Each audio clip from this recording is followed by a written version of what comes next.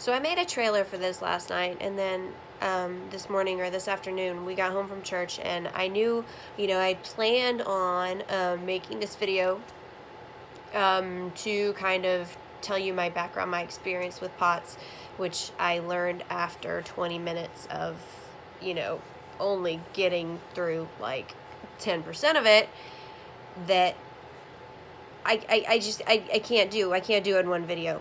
And that I don't think that's the point. I think the point is what I'm feeling right now, because towards the end of that video, when I was getting towards 20 minutes and I was like, this wasn't supposed to take this long, this was supposed to take like 4 or 5 minutes. I'm doing this because of you guys with the invisible illnesses, with the chronic illnesses, with dysautonomia, POTS, MS, fibromyalgia, chronic fatigue syndrome. Did I say that one already? I don't know. And I'm told by doctors that I'm dealing with this so well and with such a healthy mindset. And I know one of my doctors that knows me very well says, you have some divine purpose in healing or something in your future. And I believe that. I mean, she's very intuitive. I'm very intuitive too, but I question that. I'm no psychic. But I started to feel like, yeah, I feel like if and when I beat all this crap, I don't need this in here anymore.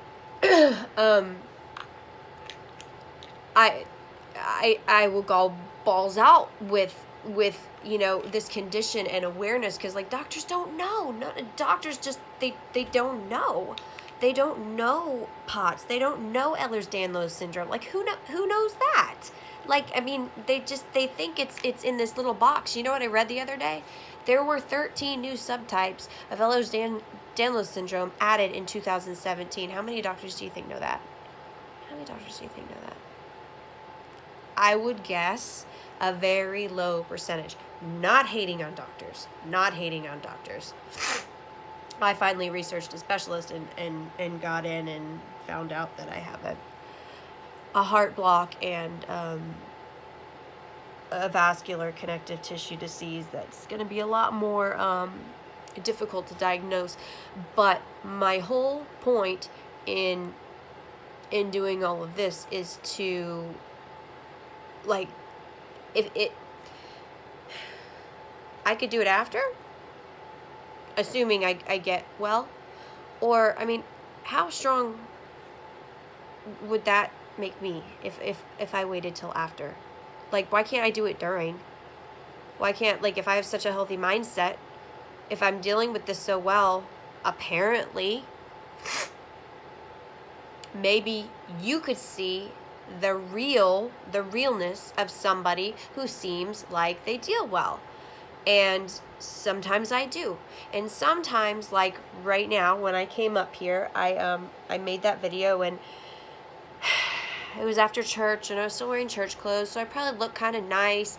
And towards the end of it, I was having episodes, so I didn't know how to talk. Like, I didn't know how to say my history when I was feeling that way, and that wouldn't really be very real, because I don't do YouTube. I don't know how to YouTube. I don't know how to, like, camera. You're sitting on top of, like, a trash can right now, just so you're at the right level, and I'm still probably doing this wrong. I'll figure it out. But I had this episode, and what do I do when I have some episodes, depending on what I'm feeling and what I was feeling at that time? I had to work out. I had to work out, because you know what I cannot feel when I'm working out? I can't feel heart palpitations, because my heart rate rises anyway. And before you go all, should you be doing that on me? Cardiologists say it's fine. I'm athletic. This is how I started coping with it. When I was 15, I was diagnosed in the first place. My heart has good parameters. It doesn't receive electrical stuff, apparently. But, we are monitoring that now, and I'm losing sensors. They say these are supposed to last like 5 days, and I'm gonna have to change them every day. But my point is, I got done working out, and I was pissed off. Like, I was pissed off again, because, like, sometimes it makes me feel a little bit better. Most of the time, I know it's beneficial, so it makes me feel better in my mind, but I don't feel better right away. Sometimes I feel worse right away, but later in the day, the benefits become more apparent. So like if you're able to work out, I strongly encourage it. I mean, but that's coming from me, somebody who's used to it, you know? And some people truly are not able, and if they ask their doctor, they'd say no. I mean, maybe some, light yoga or stretching or something, which I would recommend too. Just using your body any way you can while you can. But part of my optimism is my recent realization that I can't just shove negative stuff out. I mean, I've faked being well my whole life. When I have an episode in public, it's very rarely seen. I'll be at family functions, and oh god, Christmas. Christmas. We have so much family, and I was in a horrible relapse. And I would excuse myself, I would have to leave early, and like this is just, I avoid going to things at night, period, because that's when I'm the worst, like morning and night. I have a good couple hours in the afternoon, and it's just about getting in tune with your body and knowing your good times, your bad times, and not to do what you can do during your good times, but not pushing it. And it's just like, the consequences of if you do, and like, well, if I do this, I know that I'm gonna, feel like this the next day. I have a friend with fibromyalgia that's like, she feels that all the time, but sometimes if she feels good, damn it, she's gonna do what she wants to do because she can. And yeah, she might pay for it physically later, but like it's up to you what is worth it to you. And sometimes I feel negative about this. The reason being, I want to crawl out of my skin. I want to reach into my chest. I want to pull my heart out and just not have it anymore. Maybe it can pump outside my body. Is that a thing? Where you can't feel it, but it's out here? I don't know. All I know is that it's a horrible feeling. Whenever I feel in my heart, I had an EKG last Monday, and I wasn't even feeling that bad in the office, but the doctor said, you have this heart block. You're dropping beats like crazy, and it was, whatever pattern. I know nothing about the electrical heart stuff, but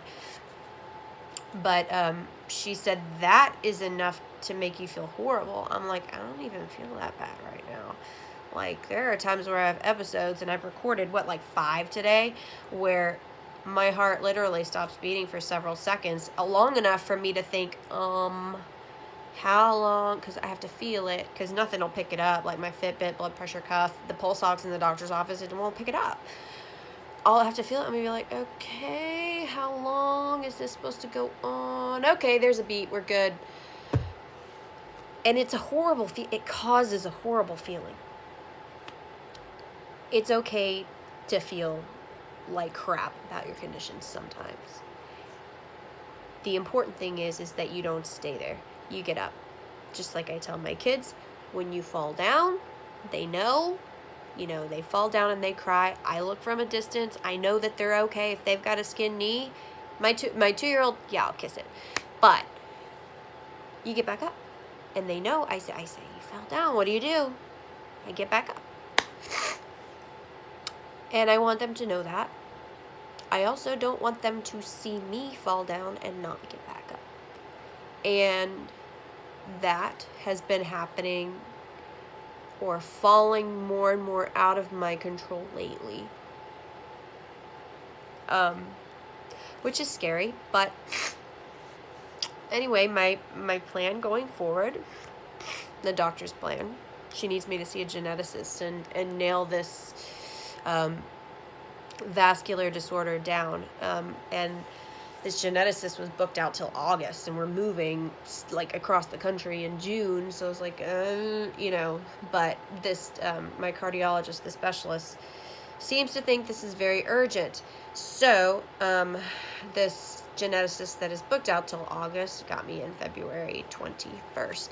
So, I will be going to that. I've got an MRI of my abdomen on Wednesday because they got to make sure my aorta is not about to blow or something, and my adrenals. I've got an echo of the heart that day and an MRA with contrasts of the abdomen on Friday, which I think is the most important one, to really see the vasculature, because mine just, it's bad. I know that, but you know, I do everything that I can, even if it's hard. And I found that I don't think it makes it worse.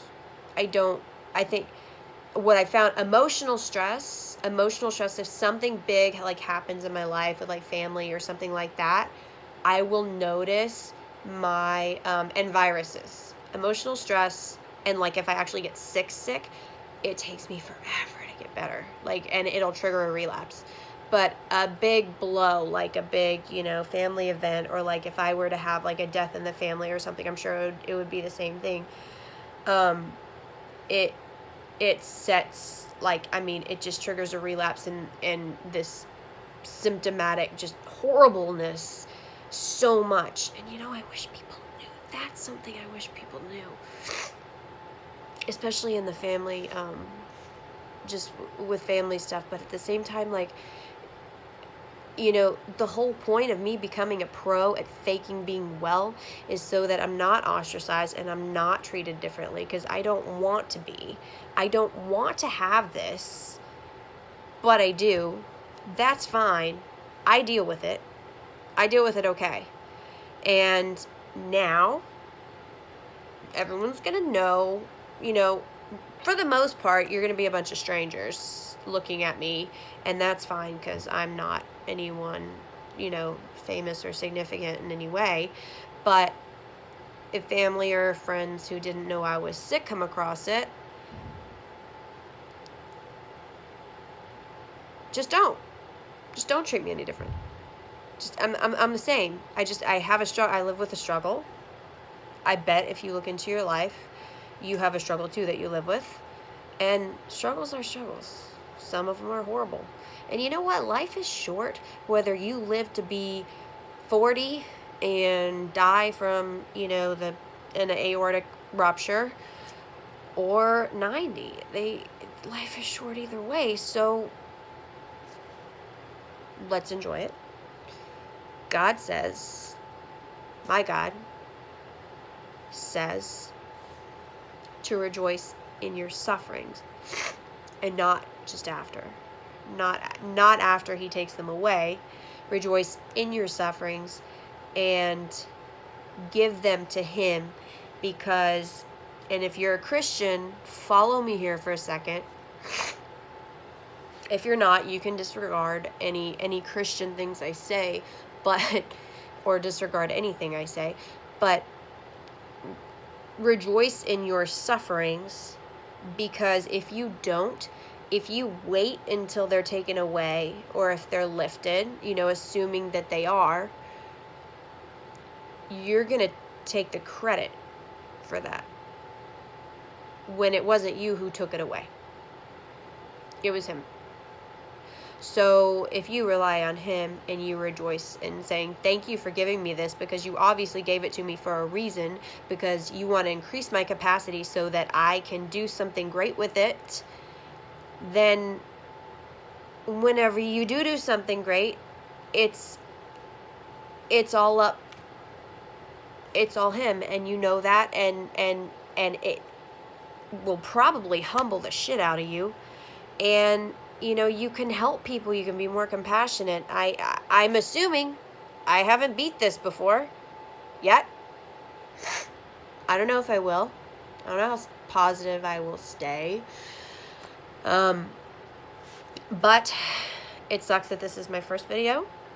But I wasn't going to wait for a time that I felt like I could explain my methods well, and I could, say, you know, this is the healthy way that I deal with it, and this is why. I'm not gonna wait for that. I'm gonna wait. I tried that. Didn't work. Didn't work out because I had an episode, and then I just decided, screw it. This is me. This is me with POTS. And everything else. So, you're not alone. We're all a little bit crazy. We are all a little bit crazy. But you're not alone. There are things you can do. There are people you can talk to. And if you talk out loud, you know how many stunning realizations I have come to by just speaking out loud instead of just thinking my thoughts. It's just incredible. I mean, I always hear to journal, like people say to journal, but I don't know. I suck at, I wouldn't be good at it. And obviously I like talking at 16 minutes. So, Godspeed. I know you need it. And until next time.